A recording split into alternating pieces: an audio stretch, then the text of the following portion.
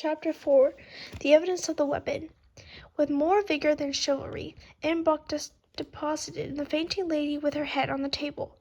Dr. Constantine yelled for one of the restaurant attendants who came at a run. "Keep her head so," said the doctor. "If she revives, give her a little cognac. You understand?"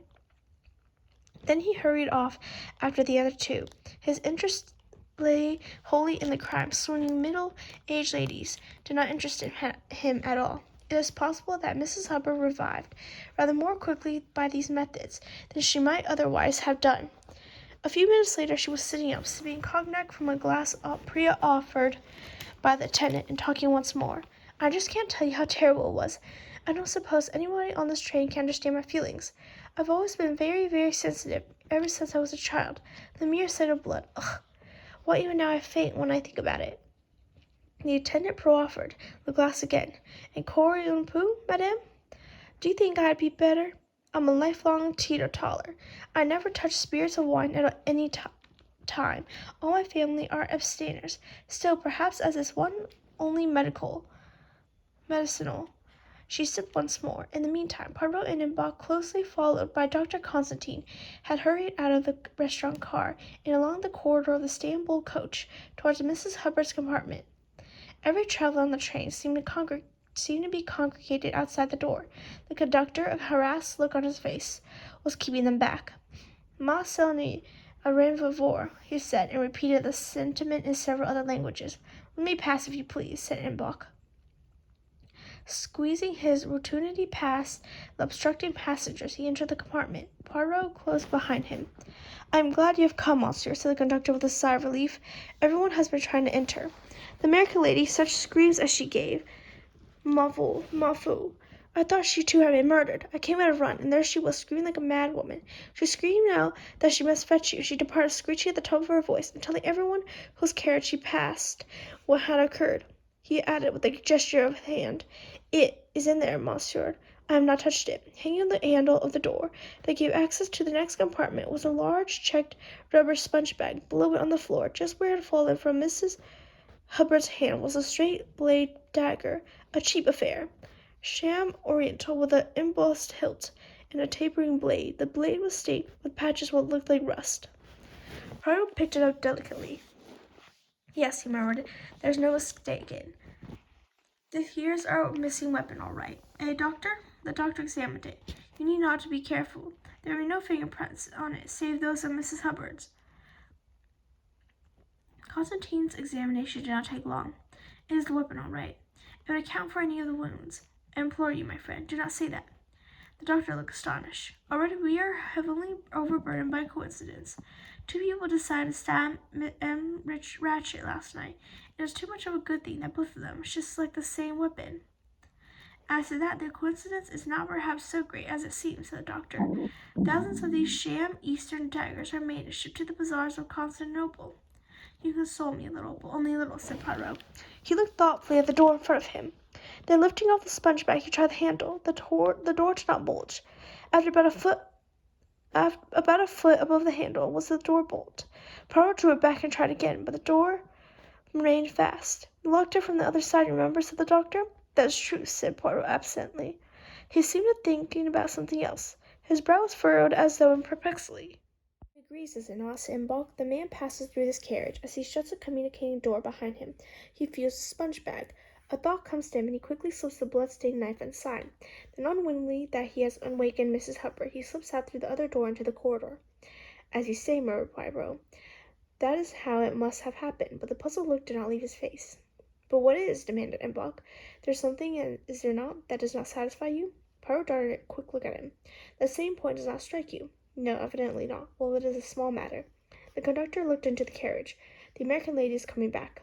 Dr. Constantine looked rather guilty. He had, he felt, treated Mrs. Hubbard rather cavalierly, but she had no reproaches for him. Her energies were concentrated on another matter. "I'm going to say one thing right out," she said breathlessly, as she arrived in the doorway. "I'm not going on any longer in this compartment. Why, I wouldn't sleep in it tonight if you paid me $1,000,000. But, madame, I know what you're going to say, and I'm telling you just right now that I won't do such a thing. Why, I'd rather sit up all night in the corridor," she began to cry. Oh, if she could only see me right now. Why, Perrault interrupted firmly. You misunderstand, madame. Your demand is most reasonable. Your baggage will be changed at once to another compartment. Mrs. Hubbard lowered her handkerchief. Is that so? Oh, I feel better right away. But surely it's all full, unless one of the gentlemen. And Buck spoke. Your baggage, madame, will be moved out of this coach altogether. You shall have a compartment in the next coach, which was put on at Belgrade. Why, that's splendid. I'm not an extra nervous woman, but to sleep in that compartment next door to a dead man, she shivered. It would drive me plumb crazy. Michelle called and Buck moved this baggage into a vacant compartment in the Athens-Paris coach. Yes, monsieur, the same one as this? Number 3? No, said Poirot before his friend could reply. I think it would be better for madame to have a different number altogether. The number 12, for instance. Bien, monsieur. The conductor seized the luggage. Mrs. Hubbard turned gratefully to Poirot. That's very kind and delicate of you. I appreciate it, I assure you.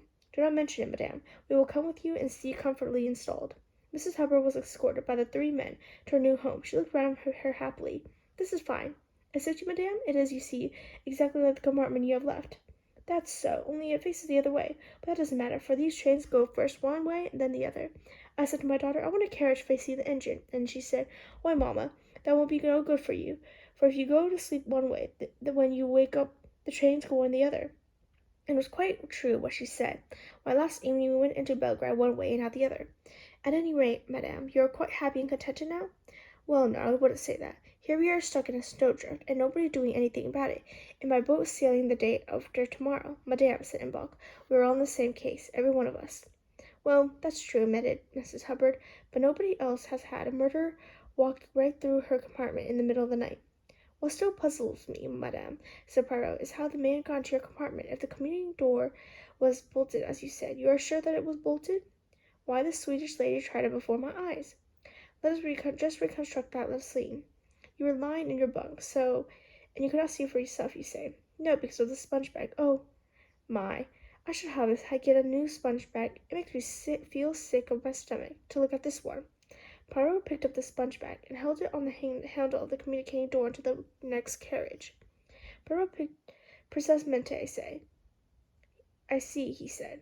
The bolt is just underneath the handle. The sponge bag masks it. You could not see from where you were lying whether the bolt was turned or not. Well, that's just what I've been telling you. And the Swedish lady, Miss Olsen, stood so, between you and the door. She tried it and told you it was bolted. That's so. All the same, madame, she may have had an error. You see what I mean? Poirot seemed anxious to explain. The bolt is just a projection of metal, so when it is turned to the right, the door is locked. When it is left straight, the door is unlocked. Possibly she merely tried the door. As it was locked on the other side, she may have assumed that it was locked on your side. Well, I guess that would be rather stupid of her. Madame, the most kind, the most amiable, are not always the cleverest. That's so, of course. By the way, madame, did you travel out of Smyrna this way? No, I sailed right to Stamboul, and a friend of my daughter's, Mr. Johnson, a perfectly lovely man, I'd like to have you know him, met me and showed me all around Stamboul. But it was a very disappointing city, all tumbling down, and as for those mosques and putting on those great shoveling things over your shoes, where was I? You were saying that Mr. Johnson met you? That's so. He saw me on board a French Messageries boat for Smyrna, and my daughter's husband was waiting right on the quay. What you'll say when he hears all about this, my daughter said, this would be just the safest, easiest way imaginable. You just sit in your carriage, she said, and you land right in Paris, and then the American Express will meet you, and oh dear, what am I to do about canceling my steamship passage? I ought to let them know. I can't possibly make it now. This is just too terrible. Mrs. Hubbard showed signs of tears once more. Poirot, who had been fidgeting slightly, seized his opportunity. You have had shock, madame. The restaurant attendant shall be instructed to bring you along some tea and some biscuits. I don't know that I'm set on tea, said Miss Hubbard tearfully. That's more an English habit. Coffee, then, madame. You still need some stimulant. That calmness made my head feel mighty funny. I think I would like some coffee. Excellent. You must revive your forces. My, what a funny expression. But first, madame, a little matter of routine. You permit that I search over your baggage? What for? We are about to commence a search of all the passengers' luggage. I do not want to remind you of an unpleasant experience, but your sponge bag, remember? Mercy, perhaps you'd better. I just couldn't bear to get any more surprise of that kind. The examination was quickly over. Miss Hubbard was traveling with a minimum of luggage, a hat box, a cheap suitcase, and a well-burdened traveling bag. The contents of all three were simple and straightforward, and the examination would have not taken more than a couple of minutes had not Mrs. Hubbard delayed matters by insisting on due attention being paid to photographers of her daughter and of two rather ugly children, my daughter's children. Aren't they cunning?